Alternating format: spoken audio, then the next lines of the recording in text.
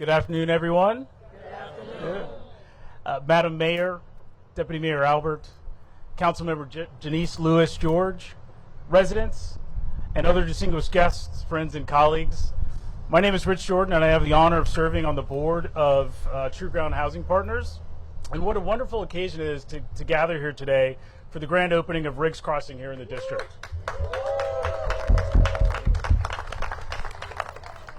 So on behalf of the entire organization at True Ground, I'd like to welcome and thank all of you for helping us celebrate this momentous occasion. So for those of you who don't know, True Ground, which celebrated its 35th anniversary last year, has been committed to its mission of providing high-quality, affordable housing throughout the greater Washington region. True Ground believes everyone has the right to housing and a safe, stable place to call home.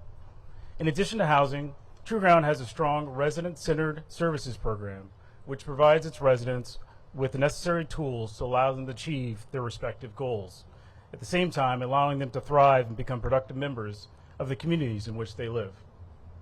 This project has been a long time coming. It's in the making, and it's important for a couple different reasons. One, it's True Ground's first affordable housing project in the District of Columbia. Right? We hope the first of many. And two, it represents True Ground's commitment through the vision of its 2023 strategic plan to increase its affordable housing portfolio to 7,500 units by 2028. This represents a threefold increase from its basis in 2023. Coincidentally, this also aligns nicely in support of the mayor's comeback plan to add 15,000 homes to the district by 2028.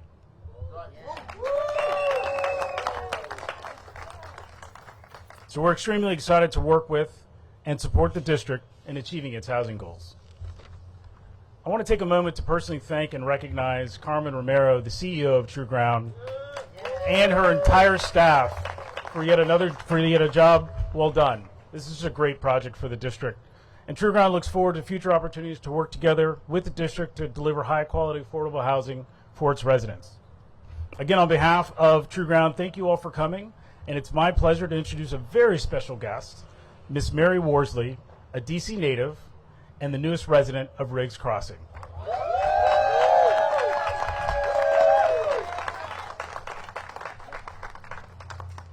Good morning, everyone. Good morning. Okay, my name is Muriel Bowser. I'm a native Washingtonian, and I have lived in Northeast and the vicinity of the Riggs community for 79 years.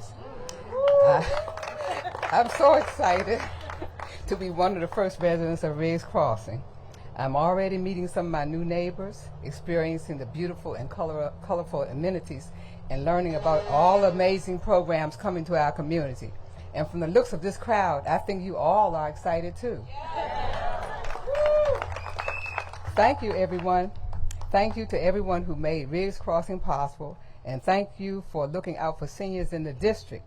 To Miss Olivia and the True Ground and SLN staff, thank you for your warm welcome. I now have the honor of introducing our illustrious mayor. Please welcome DC's very own Muriel Bowser.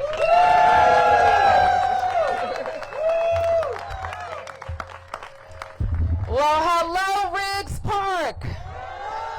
Let's give Miss Mary a big round of applause.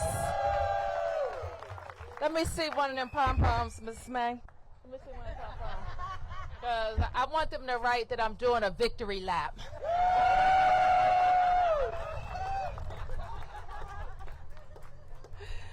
So, we're doing a victory lap, aren't we, Riggs Park? And I am just so proud of this community, and I'm so proud of the leadership that neighbors demonstrated when we had the opportunity to develop this corner. We know who lived in Riggs Park and live in Riggs Park and grew up around here Northeast, like some of us, that this area was a strip mall. Behind it was a speedway from South Dakota Avenue that dumped cars onto Riggs Road, speeding by and making it more dangerous. That's what it was. We know that it was a Tiger Market across the street that sold more beer and lottery tickets than food. It was. We know it was a Highs at the corner It got robbed too many times. That's what it was. And some of you may know this. I lived here for 16 years, and this is the first place I was elected in 2004.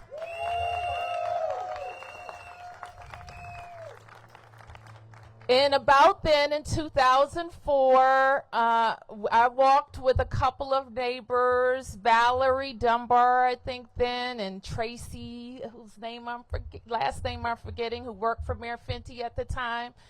And we just talked about how we can make a change.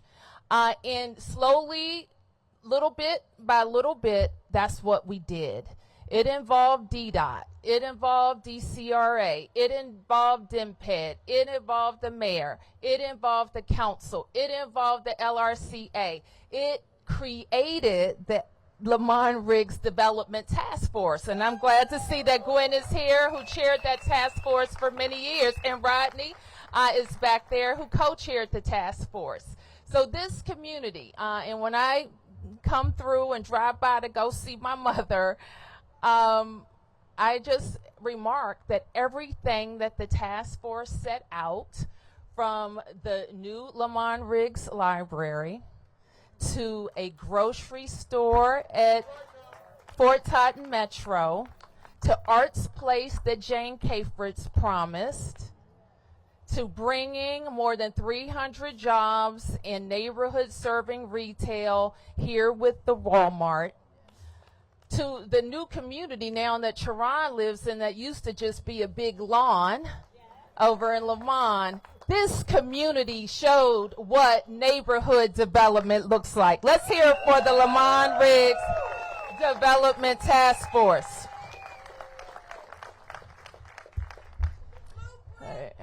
The blueprint. So I can't help but go through that list because it represents a lot of work, a lot of good people, and it also represents promises made and promises kept. So I'm blessed to have been able to serve as your mayor for 10 years, your council member for 8 years, and your ANC commissioner before that. And today we will be cutting the ribbon on this beautiful housing for seniors.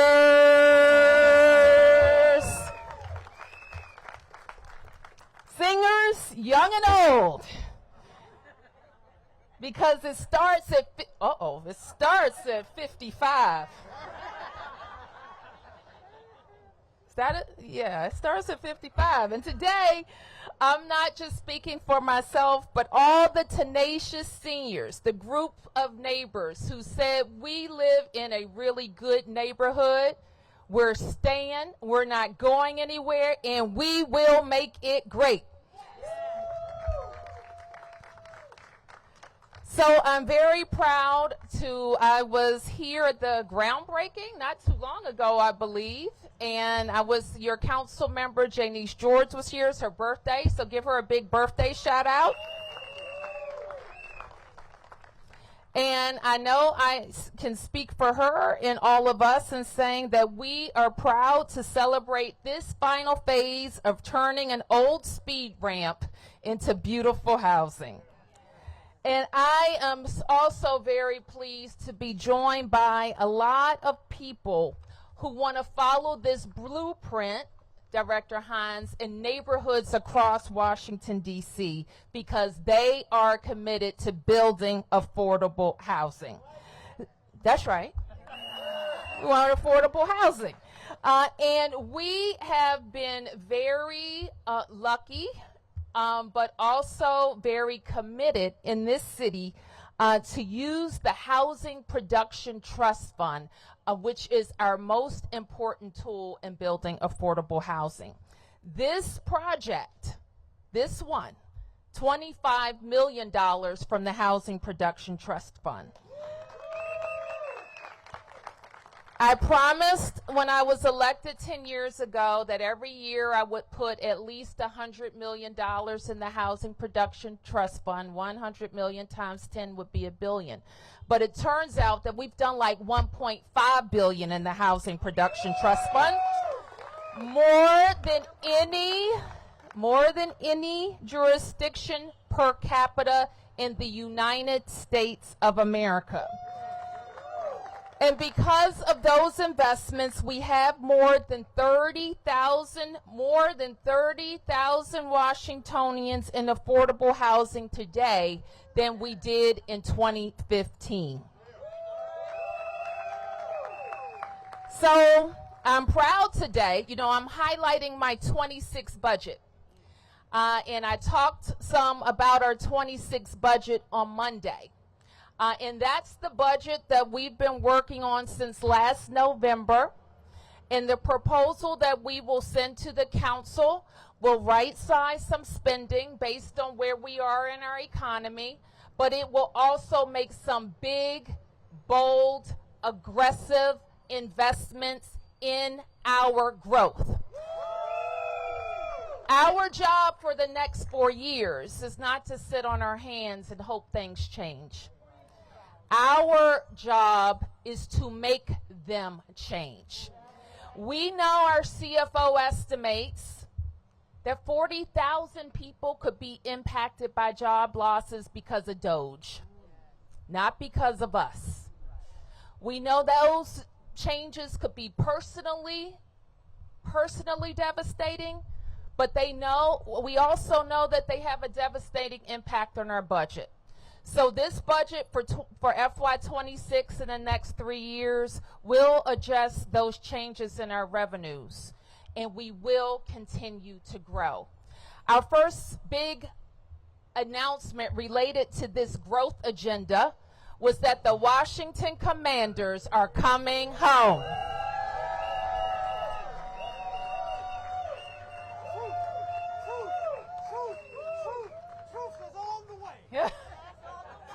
You like that, Andy? And I didn't know that Andy, who's a board member here, is also part of the Commanders team. So let's give the Commanders a big welcome.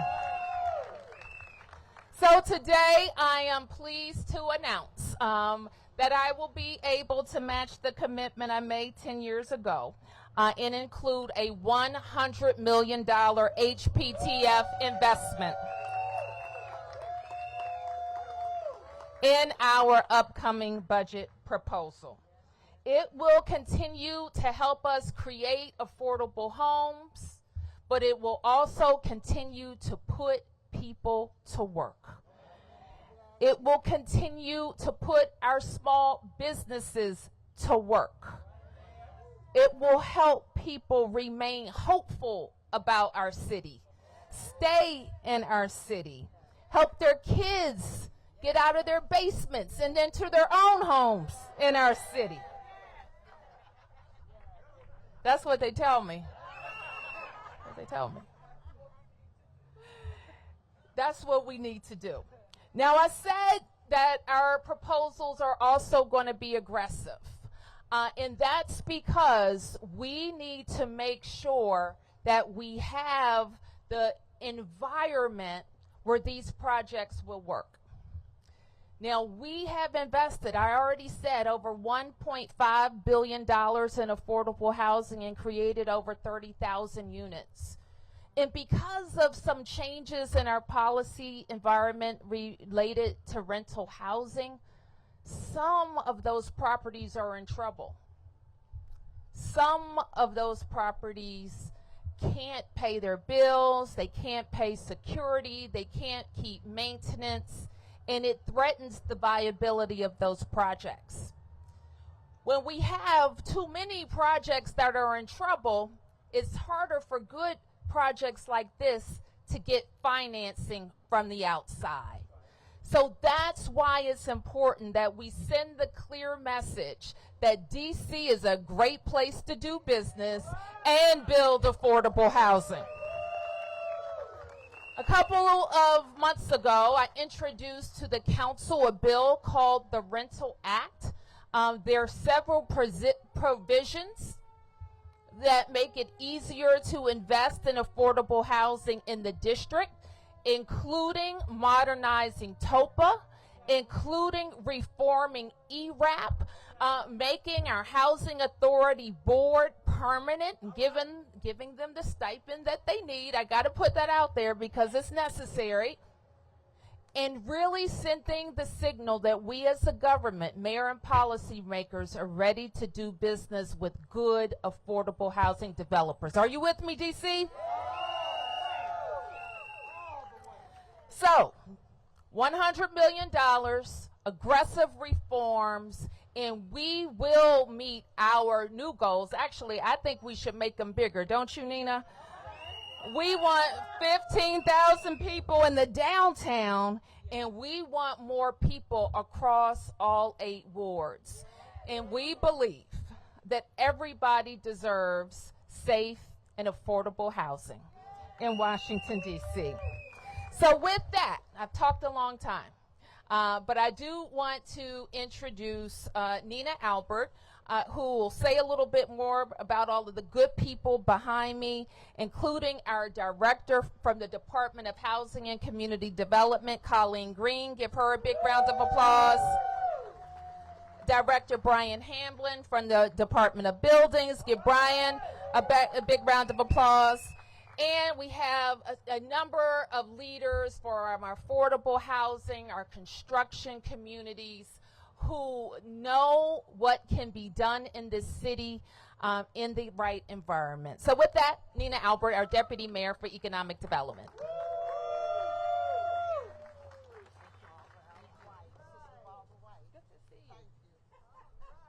I can tell the homecoming mayor that you got here and fan base.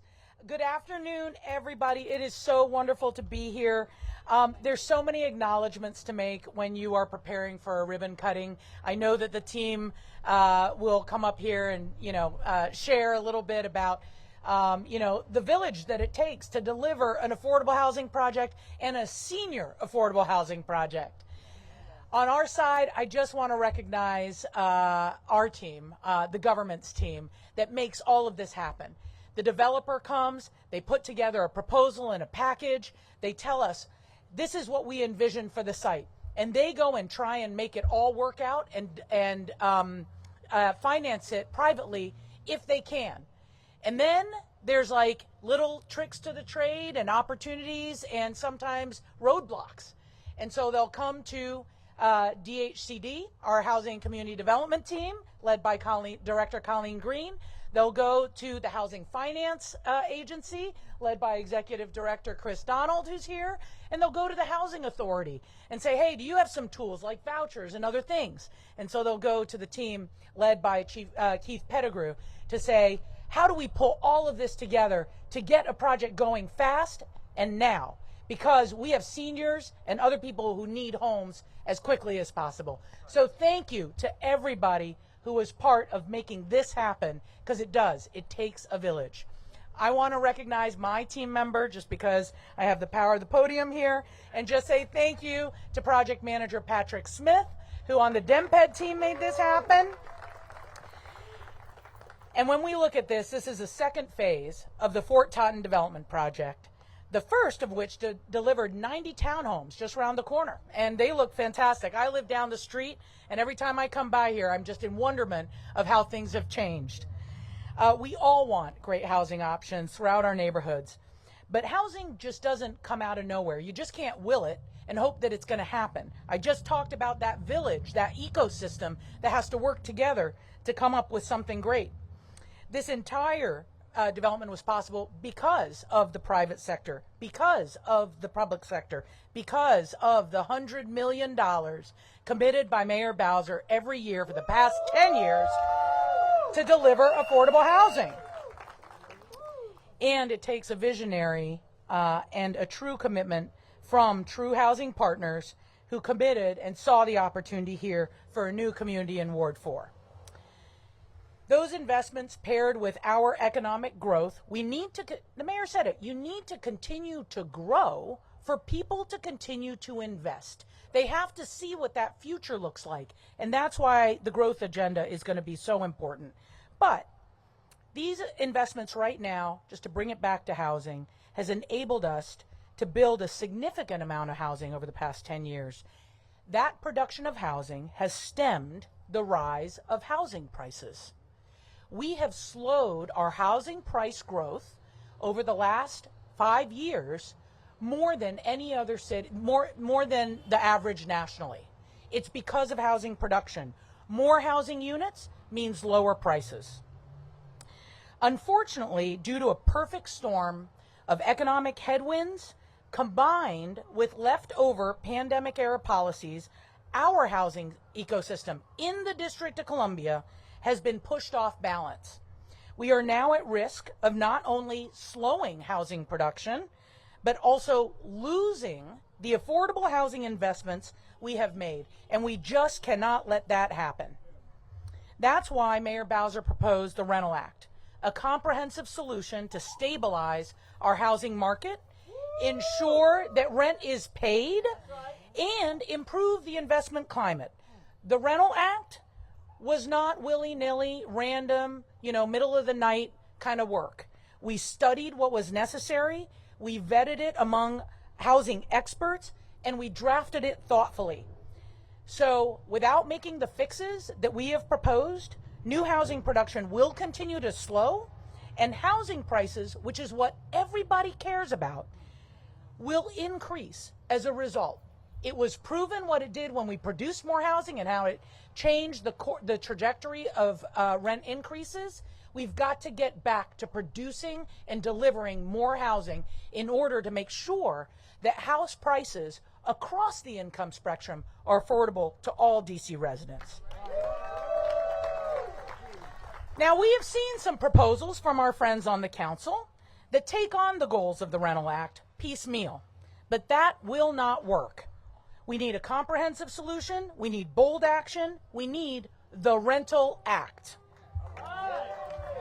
That's what gets us to stabilization. That's what ensures that this new $100 million commitment that the mayor just made today, it goes 100% to building more transformational, affordable housing communities like Riggs Crossing Senior Residences. Congratulations again, and with that, I will turn the podium over to Steve Smith. All the way with RA. All right, all the way with RA. All the way with RA. Woo! Okay. Is someone from Truist here? Okay, come on up. I'm sorry, Steve? Okay, Steve Smith. All right. Good afternoon, folks. It's a great day to be in the district. It's a great day to be in affordable housing. I'm Steve Smith, Relationship Manager with Truist Community Capital.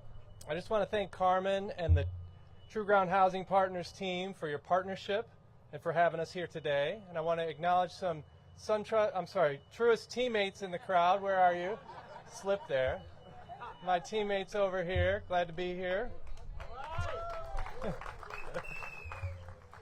We know that access to quality, affordable housing has a positive impact on communities, and our focus on affordable housing centers like Riggs Crossing transforms communities for the better. Today's grand opening is a reminder of what great opportunities can result when public and private partners, as well as excellent development partners, come together to create much needed affordable housing for our community. True Ground Housing Partner understands the need on the ground and has a passion to serve communities and their residents. And this investment changes lives for 93 seniors who will be able to call this place home. True Ground is a fantastic development partner. This group is committed to developing high-quality, affordable housing throughout this entire region. In fact, Truist has worked with the True Ground team across 10 successful projects like this. All right. Across the DMV, including Arlington County, Fairfax County, Loudoun County, Montgomery County, and now Washington, D.C. We're really proud of that we've been able to go with True Ground Housing Partners wherever they go, and we'll continue to go wherever you go, including more in the district. So on behalf of my teammates who worked on this project, we look forward to partnering more with this team. And at Truist, our purpose is to inspire and build better lives and communities. And investing in affordable housing throughout this community is just one way we demonstrate our purpose. I've been at this financing affordable housing for 21 years, and it truly never gets old. And days like this are the best days of my job. So what did Truist do here? Our role in Riggs Crossing is part of our continued investing in Washington, D.C. and the communities throughout the DMV. And on this project, Truist provided just over $48 million in project finance, including in construction loan and tax credit equity, and a $6.4 million loan from Freddie Mac through Grand Bridge Affordable Housing. So that's a lot of money, but it takes a lot of money. And Truist has committed over $150 million to support affordable housing in the district since 2023, and over $440 million in the DMV across that same time span. So there's a lot of money to be spent, and I know we have a lot more. Let's do more deals. So thanks again for having us here today, and more importantly for the opportunity to partner with such a meaningful and purposeful project here in the district. Congratulations to all the partners, including True Ground Housing Partners, that made this possible, and to the new residents who will thrive in this beautiful community. So so now I'd like to turn it over to Carmen Romero, President and CEO of True Ground Housing Partners. I'm a little shorter than Steve.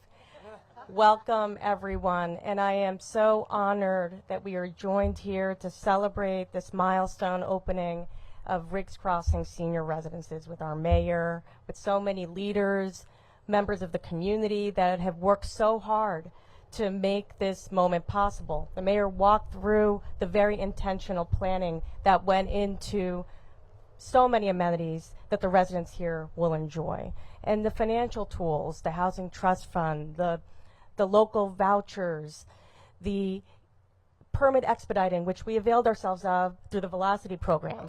The list goes on and on. And this is truly an example of what we can accomplish when we are in partnership. The nonprofits, local government, private capital that we can leverage. This is a special day for our nonprofit. We're a 35-year-old nonprofit that is opening our first development here in the District of Columbia, and I promise you it will not be our last. We are right there with you, and we are honored to join the many other nonprofits that are already serving this community because the need is so great. This is our fourth senior affordable development to open in the last 3 years. And that is because those of us who are affordable housing students know that that is the largest cohort that is rising in housing insecurity and in homelessness. We cannot allow our seniors to live their golden years afraid of ending homeless. If you look at the Harvard stats from 2001 to 2023, seniors have seen their cost of housing go up 18%, but their income go down 12% in that period of time. In 2023, most households that make $30,000 a year, by the time they pay their rent and utilities, they're left with $250 for everything else at the end of the month. I'm not surprised by that number because we're housing to 6,000 people today, and the average household income in our portfolio is $40,000 a year, and that is reality, right? So that's why we are here. That is why we are doubling down, and it takes real leadership, Mayor, to say these are challenging times in affordable housing, not just in the district. This is a national problem, right? So we have to do things differently. We just have to, and we do have to continue to grow. And we are very much in that mindset that affordable housing is a part of what makes a community work. And we want to bring creative ideas of the things that we are doing in other places so that we can be part of solutions, because that's what we are all about. Now let's talk about this beautiful building. Please come tour it. It has got local artists. It has got different areas on every floor for wellness and mindfulness. It's got outdoor gardens for sunlight, for gardening, for building community. It has got washer dryers that are beautiful in every unit. It's got Juliet balconies. It's got big windows. We've got local business. We've got 2 out of the 3 retail tenants have already been identified who are small local businesses, right? And a 3rd one hopefully on the way soon. We need to build affordable housing in every corner of the district, and right here we have access to retail, to food, to transit, to public amenities like the library, where we did our lease up out of. That's a first for me. I've never leased a building up out of a library, but that was successful because we are in community that way, finding long-term residents like Miss Mary who want to come home, right? So I am just overwhelmed with gratitude, with optimism, with energy. This is such an exciting day, beyond anything we ever dreamed of when we first decided to take this on. But I have to also take the privilege of the mic and thank a few people that were not already thanked.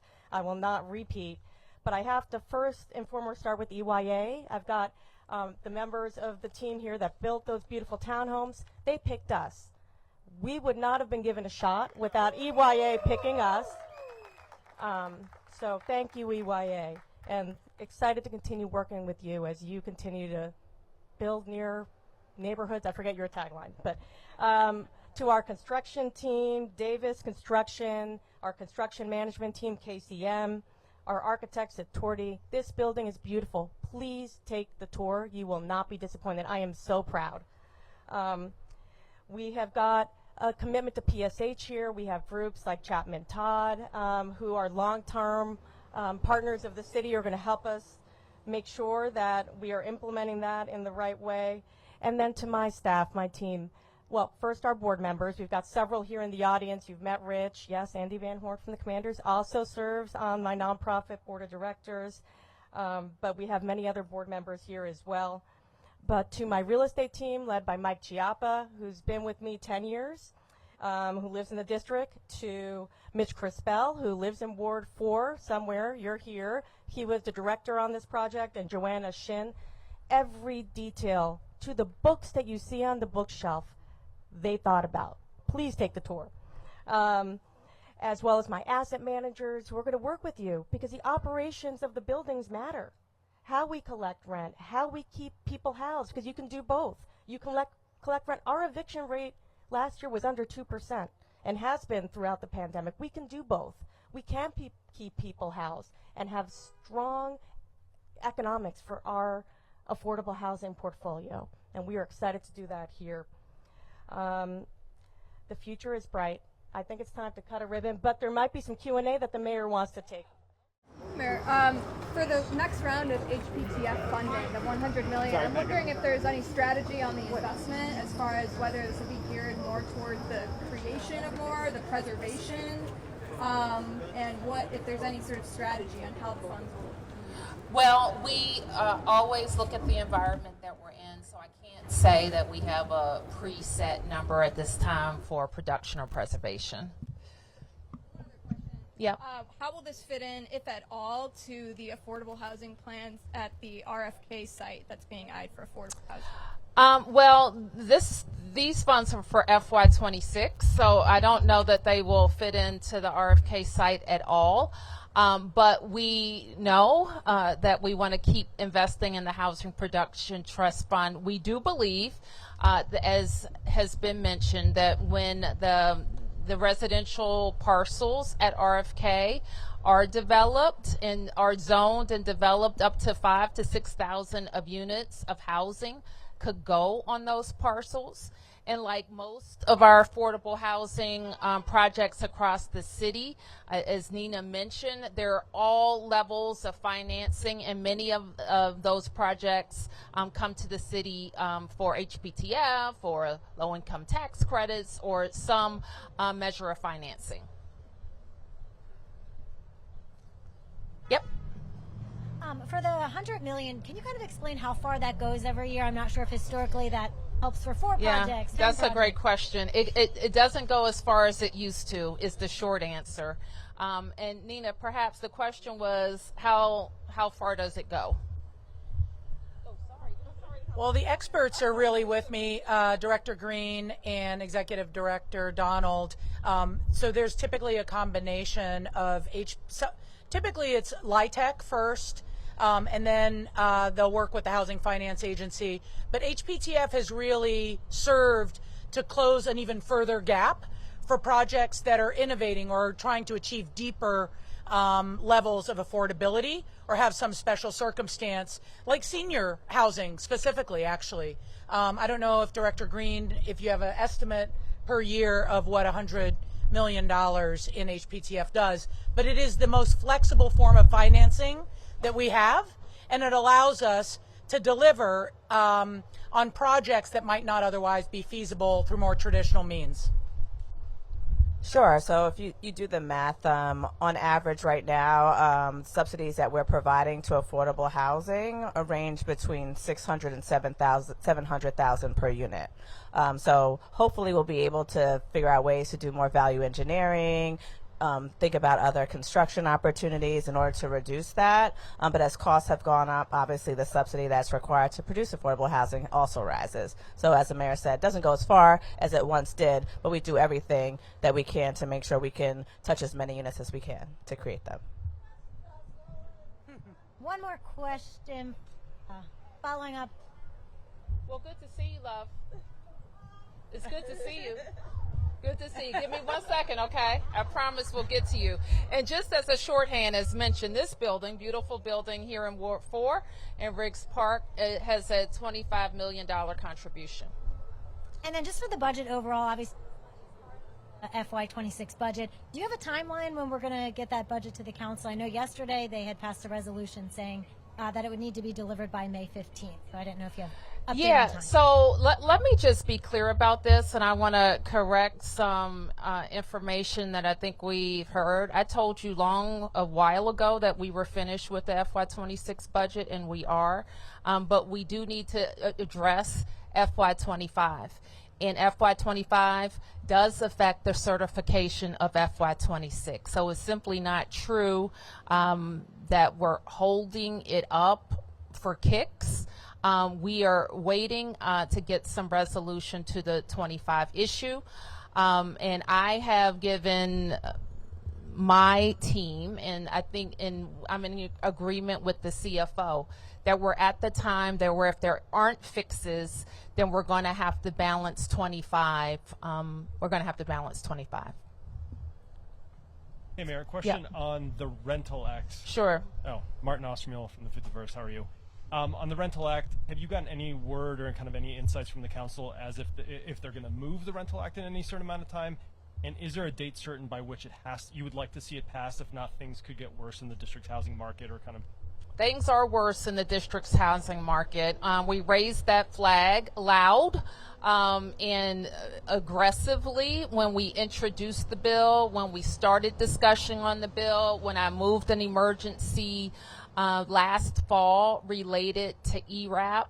All of those things were measures that may help a little bit, but as Nina said, we need some comprehensive action, both to address stabilizing existing property and attracting investment in more rental housing. So Nina has had a lot of conversations, so let me turn to her.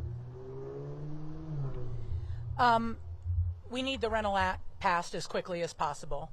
We introduced it at the beginning of the year. We had spent approximately 9 months evaluating what really needed to be in there. What could we do that was focused? What could we do that would be impactful? And that's what we proposed.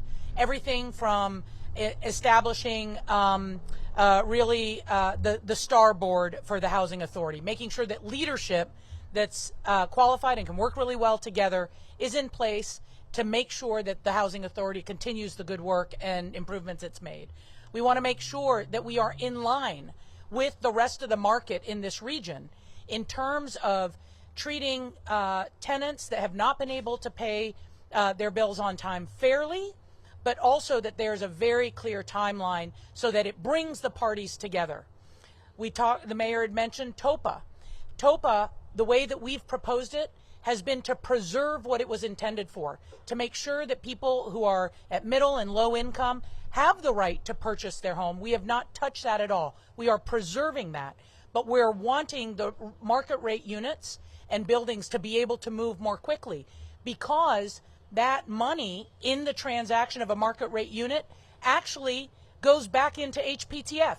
It's a closed loop that feeds itself and improves our ability to deliver more affordable housing. So all of these components are really important to us, and we would like the council to act now. Yes. News. Some off topics on this year's budget, so your summer budget. Congressman Harris told TOP the Senate spending fix for D.C. doesn't have House support. What's your response to that, and what have you heard on Capitol Hill? We think this bill is with the Speaker of the House, and the Speaker of the House should be the one answering questions about it.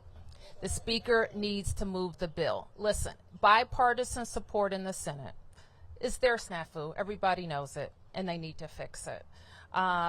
Bipartisan support in the Senate. The President of the United States supports it, and we need Speaker Johnson to move it. And I know when he moves it, it will pass. And in the meantime, while we're waiting on any action to take place, ahead of, we have World Pride, other events coming up, has the city administrator given you his spending plan to further reduce spending for the fiscal year, should we not see that movement? We will be finalizing plans in the coming days if we don't have any action. Did he give you the plan, though? I understand it was due Friday. We will be finalizing plans in the coming days if there's no action. That's my response. Thank you. Yes. Mayor Bowser, one following up on that with the city administrator. The city administrator yeah, he's is here. luckily here for us. We appreciate that. Have you authorized any waivers for any agencies, particularly public safety agencies? I believe we have. Could we get any readout on that? No, you cannot. I appreciate that. Today is 100 days of President Trump in the White House. I'm just wondering your reflections. He's had obviously a huge impact on the nation, but also obviously the District of Columbia. I don't know, some good, some bad. Maybe I'm asking you. What is your take after the first 100 days in office? Okay.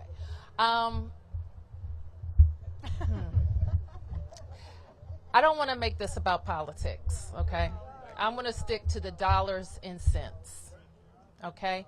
Here are the dollars and cents. We came into 2025. We had a slowing economy affected primarily by remote work, but we didn't have negative revenue projections. In 2025, we have negative revenue projections. In 2024, we have one of the rating agencies have us at AAA. In 2025, we've been downgraded. So those are just 2 points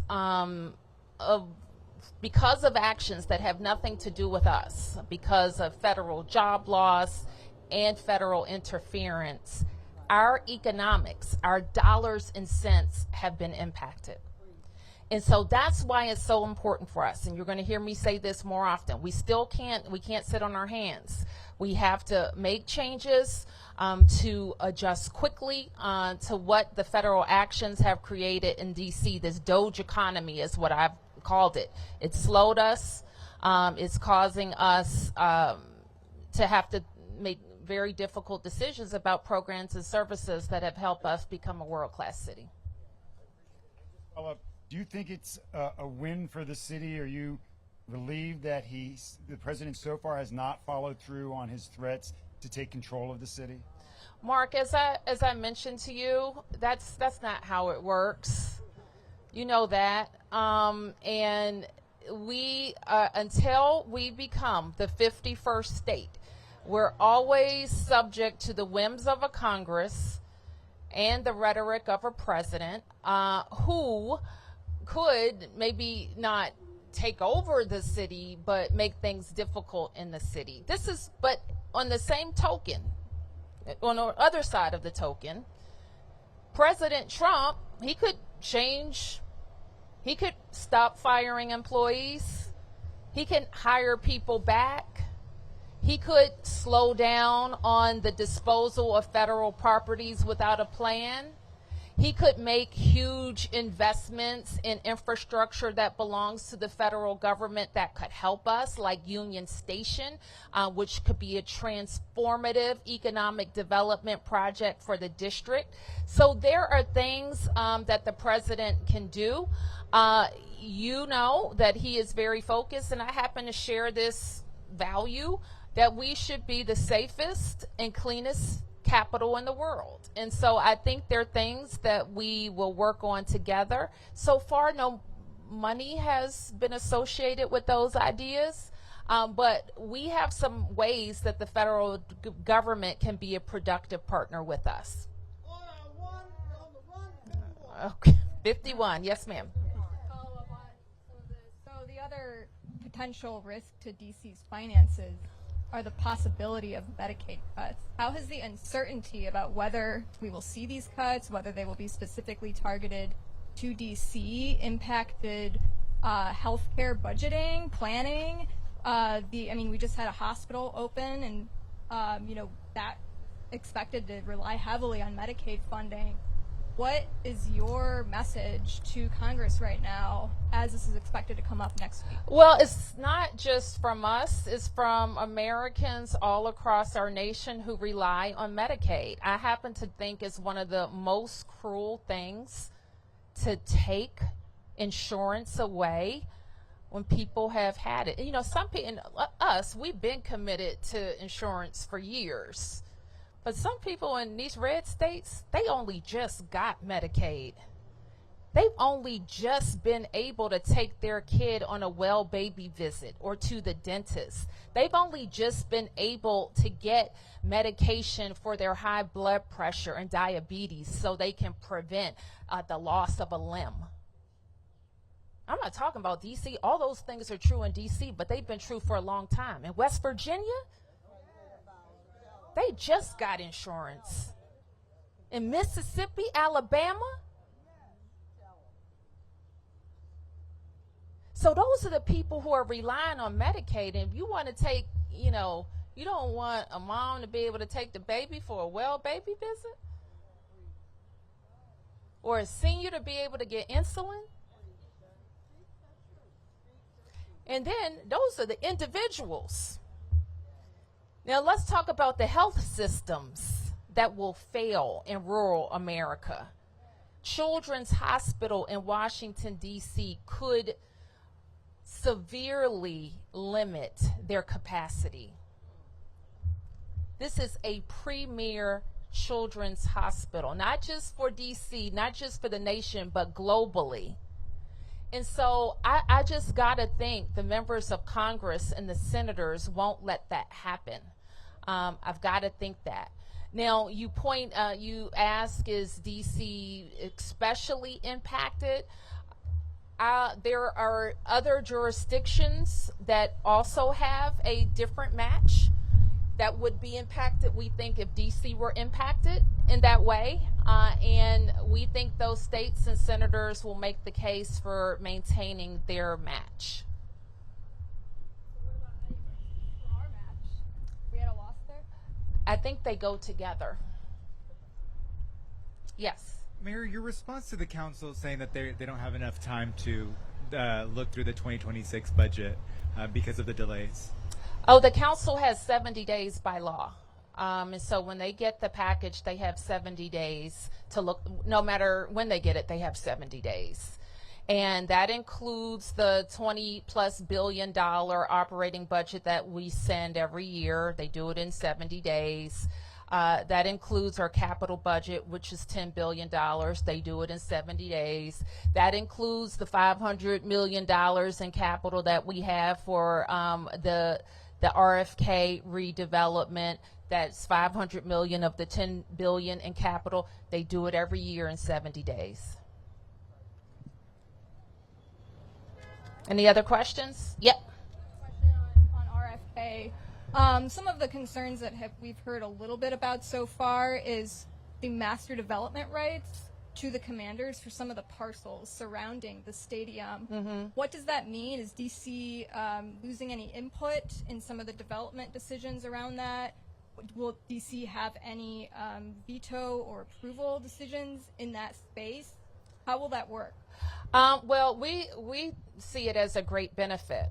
First of all, the commanders will be incredibly incentivized to get those parcels moving. One of them is the lead up to the stadium itself, the Plaza District, and that's for basically an entertainment district. So we think the commanders being responsible for it allows them to leverage the resources and even the infrastructure work that they're going to do on the stadium and do it all at once for those two districts. Similarly, the Riverfront District is hugely important, and it will be the final parking garage will be built there. So they have a huge incentive to get that growing as well. And Nina, let me ask Deputy Mayor Albert to say a little bit more about the benefits. So in terms of the community having an opportunity to work with the team on the parcels that they're going to develop, as well as work with DEMPED on the parcels that we will be releasing in the future, there is opportunity for that still. And so we'll be going through, we're just not even at the beginning of design yet, and determining what the exact mix of uses are. So there'll be lots of opportunity for community input. It's not passed. But when we think about what the benefit of this project is, we know from best practices and from past performance that when you bring on more uses sort of in greater volume at one time, it really catalyzes much more quickly. And I'll give the example of the wharf, which is a project that I worked on many years ago. It was originally designed to be 3 phases and implemented in 3 phases. They determined that bringing on more density and more program at once made for a faster project to deliver. And so they only delivered 2 phases. One big first out of the gate strong statement about what the community was going to be, what the brand was going to be, and it unlocked the ability to move quicker on the second phase better. The other thing I want to point people to is this site is right on the Anacostia River. It's right next to Langston Golf Course. It's right a trail across, a bridge across from Kingman and Heritage Islands. So you can unlock access to 1,200 acres of natural parkland along the Anacostia, not to mention the 30 acres that DEMPED still has yet to deliver at Hill East. This will catalyze that too. So I think there's lots of community benefits. There will be much opportunity for the community to be engaged in what the future of the RFK site looks like.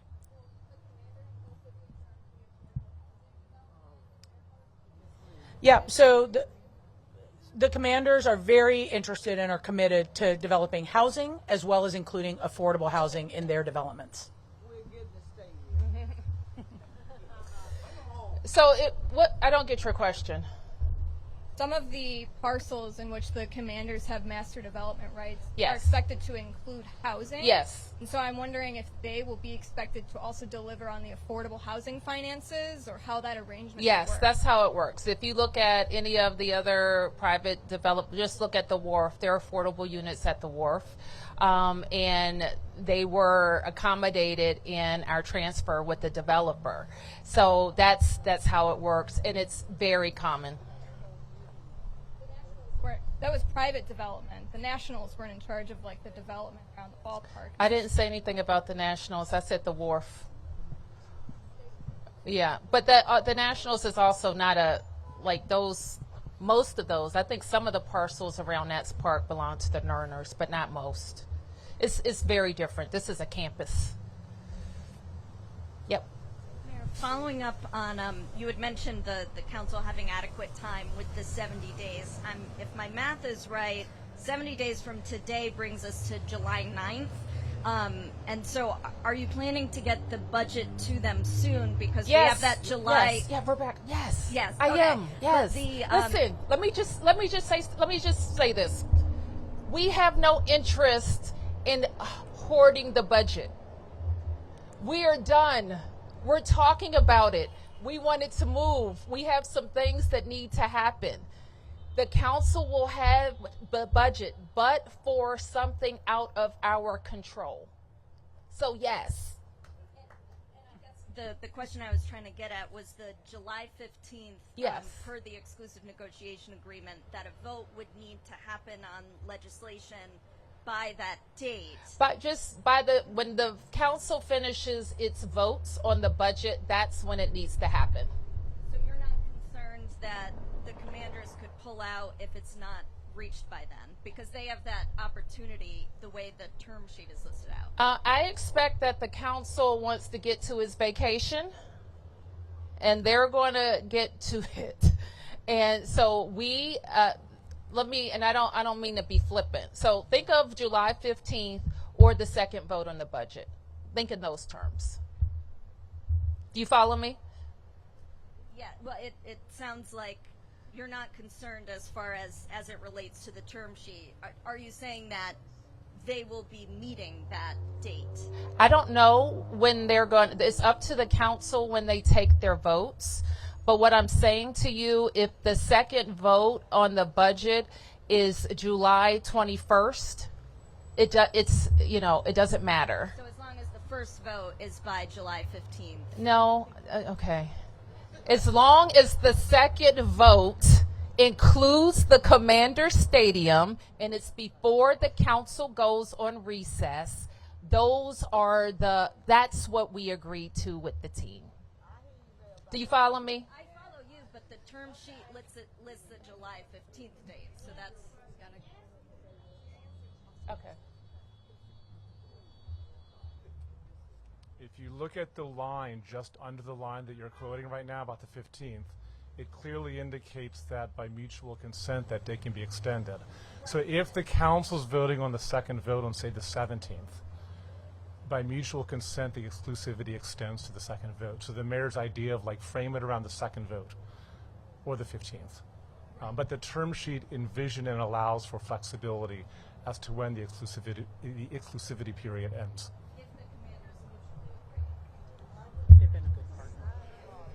Next question. Thank you. If we could say with the term sheet, I'm just wondering if you could provide some clarity on the personal seat licenses, that it appears that those would be the property of the District of Columbia because you own the stadium. The district would convey them, according to the term sheet, to the team would then sell them. I'm just wondering, in LA, it's $500 million in seat licensing revenue. I'm just wondering, is there a number that you have? Do you plan on selling those or conveying those seat licenses to the team for a de minimis amount of money like the rent, or for a significant amount of money in accord to what they're actually worth? We expect the team to use the value of the seat licenses to help finance the stadium. Appreciate that, but you have to convey them. We will convey them. Will you charge them? Will you collect revenue? Yeah, I get your question. It is de minimis. All right, thank you, everybody.